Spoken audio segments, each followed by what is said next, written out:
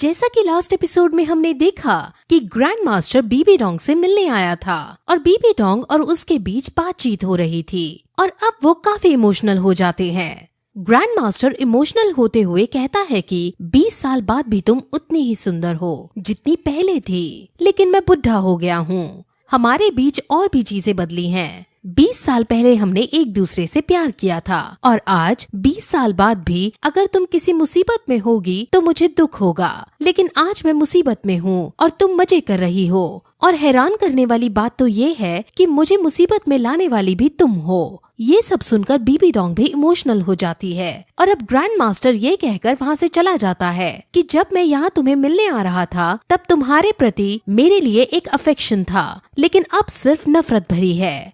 ये सुनकर बीबी डोंग को बहुत बुरा लगता है और वो रोती भी है, लेकिन अब वो ग्रैंड मास्टर से और ज्यादा नफरत करने लगती है और गुस्से में कहती है कि मैं तुम्हारा सर्वनाश कर दूंगी। वहीं दूसरी तरफ श्रेक स्कूल के बच्चे अब मार्शल सोल सिटी के अंदर पहुंच जाते हैं। वहां पहुंचकर वो डीन के बारे में सोचने लगते हैं कि आखिर वो गए कहाँ हैं, जिस पर अर्लोंग बताती है कि वो जल्द आता ही होगा।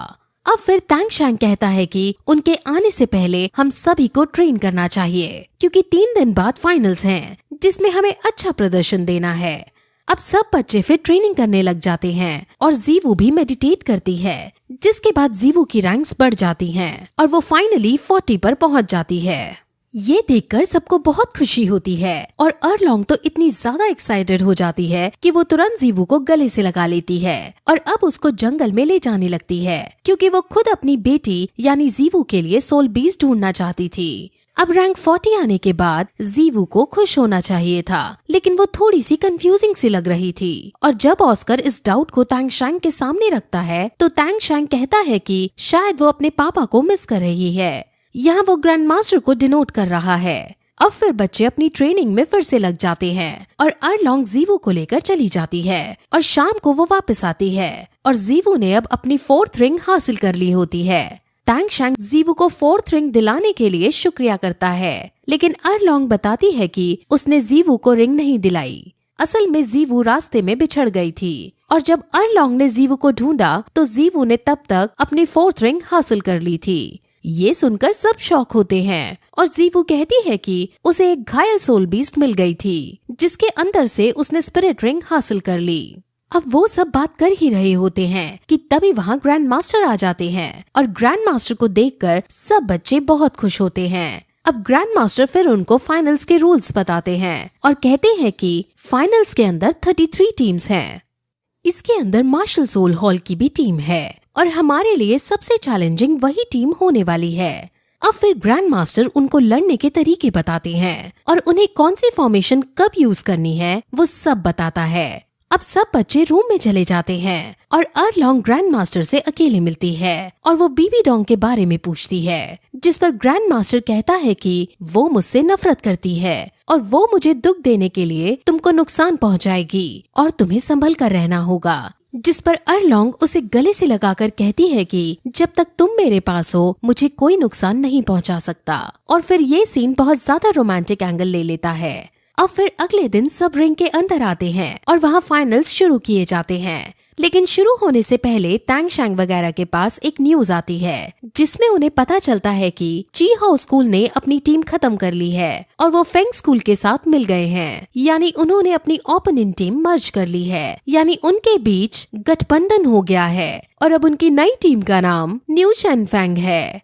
असल में हाउ वू ने जी फेंग को अपनी गाड़ी में बुलाया था, वो इसी बात को डिस्कस करने के लिए बुलाया था और उन्होंने ये गठबंधन इसलिए किया था ताकि वो मिलकर स्ट्रॉन्ग हो जाएं और तैंग शैंग को हरा सके। अब पहला मैच न्यू चैन फेंग स्कूल का ही था और वो अपने ओपोनेंट टीम को कुछ मिनट्स में ही हरा देता है। इससे श्रेक स्कूल को न्यू चैन फेंग की ताकत का पता चल जाता है। अब न्यू चैन फेंग की दूसरे स्कूल से भी फाइट होती है और दूसरे स्कूल को भी न्यू चैन फेंग हरा देता है। अब फिर अगला मैच श्रेक स्कूल वर्सेस जिंगलाओ एम्पायर के बीच डिसाइड होता है और जब मिस्टर दाई इस स्कूल का नाम सुनता है तो वो बहुत डरा डरा सा हो जाता है और साथ ही साथ उसे गुस्सा भी आ रहा होता है। कैट गर्ल के भी सेम इमोशंस होते हैं और फिर कैट गर्ल का हमें एक पास दिखाया जाता है। कैट गर्ल किसी से बचकर भाग रही है और फिर वो गुस्से में आ जाती है वो अपने सभी टीम मेंबर्स से अपना बेस्ट देने को कहती है, क्योंकि ये मैच कैटगर्ल के लिए हार या जीत का मैच नहीं है। इस मैच में कैटगर्ल की आन बान शान टिकी है, जिस वजह से श्रेक स्कूल को ये मैच जीतना ही होगा। अब फिर दोनों स्कूल रिंग के अंदर आते हैं और वहाँ ओपोनेंट टीम का लीडर, जिसका नाम दाइवी है, वो मिस्टर दाई को जानता है और वो मिस्टर दाई का मजाक उड़ाता है। और अब मिस्टर दाई भी उसका डटकर जवाब देते हैं।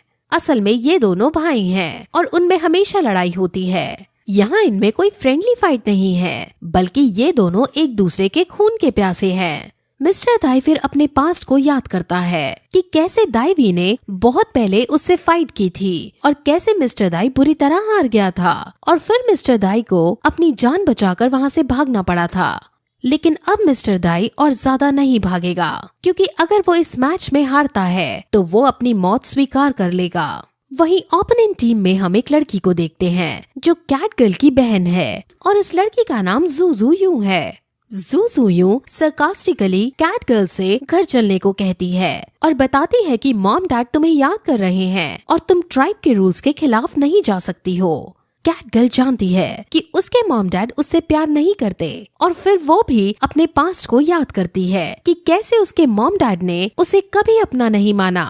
उसके मॉम डैड ने उसे टाइगर्स से भरी गुफा में मरने के लिए छोड़ दिया था, लेकिन वो तो कैटगर्ल की किस्मत अच्छी थी कि वो वहाँ से बच गई। लेकिन टाइगर्स से बचने के बाद भी उसकी इस बहन ने उसे जान से मारना चाहा था, लेकिन कैटगर्ल वहाँ से भी फिर कैसे न कैसे करके बच गई।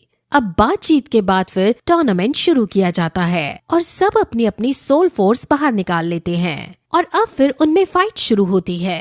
ओपोनेंट टीम बहुत ज्यादा शक्तिशाली थी और कैटगर्ल और बाकी सब अब 1-to-1 फाइट करने लगते हैं। अभी सिर्फ कैटगर्ल, निंग रोंग रोंग और मिस्टर दाई लड़ रहे थे और अब ओपोनेंट टीम कैटगर्ल को इल्यूजन्स में बांध देती है और इल्यूजन्स के अंदर कैटगर्ल अपने फादर को देखती है और अपनी मदर को भी देखती है, जो उसे अपने पास वापस लौटने को कहते हैं और उसको उसकी बहन से कंपेयर कर रहे थे।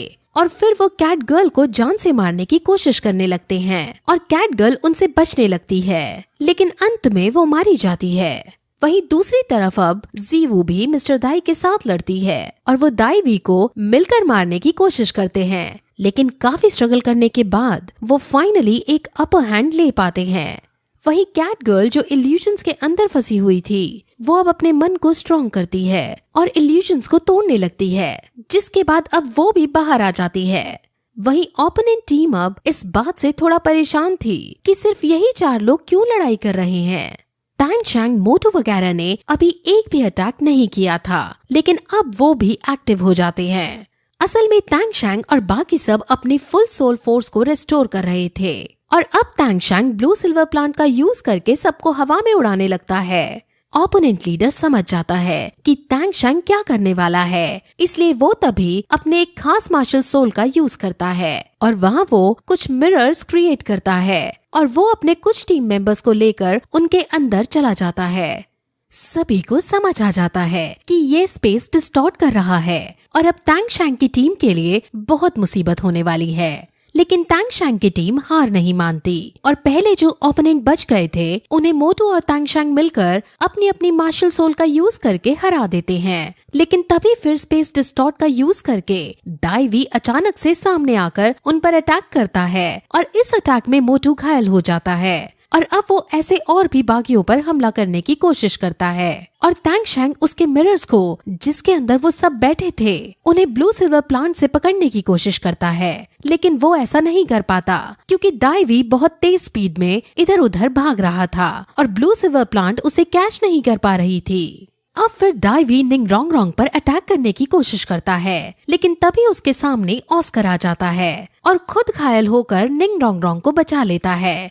ये देखकर अंकल बोन बहुत शॉक होते हैं और वो समझ जाते हैं कि ऑस्कर उनकी बेटी से कितना प्यार करता है। वहीं अब दाइवी अपना शिकार तांग शैंग को बनाता है और वो तांग शैंग पर अटैक कर देता है, लेकिन तांग शैंग तुरंत अपनी पर्पल डेमन आई को फुल स्ट्रेंथ में यूज करता है और वो उसकी मेंटल पावर से उसके सभी मिरर्स को तोड़ देता है और अब ओपोनेंट टीम के 2 बंदे बेहोश हो जाते हैं। श्रेक स्कूल के भी मोटू और ऑस्कर बेहोश थे और अब बाकी बच्चे फाइट करते हैं। उनमें बहुत ज्यादा आइकॉनिक लेवल की फाइट होती है जिसमें मिस्टर दाई और कैट गर्ल जब हारने लगते हैं तो कैट गर्ल और मिस्टर दाई अब फ्यूज होने का डिसाइड करते हैं। अब उन्होंने इस लड़ाई में इतना प्रेशर सहा था कि अब उनकी फ्यूजन सोल पार्क के पास विंग्स भी आ गए थे और वो विंग्स का यूज करते हुए उड़ते हैं। ये देखकर सब बहुत शॉक होते हैं और जजेस ने भी ऐसा माहौल पहले कभी नहीं देखा था। अब मिस्टर दाई फ्यूजन मार्शल सोल का यूज करके सीधे दाईवी पर हमला करते हैं और इस हमले से दाईवी कमजोर पड़ जाता है। मिस्टर दाई भी काफी ज्यादा इंजर्ड हुआ था, लेकिन अब फाइनली श्रेक स्कूल की विक्ट्री हो जाती है। लेकिन तभी ओपोनेंट टीम में कैट गर्ल की जो बहन है वो सामने आती है और कहती है कि मैंने अभी हार नहीं मानी है, और फिर वो तुरंत उन पर हमला करने लगती है और फिर यही ये एपिसोड खत्म हो जाता है।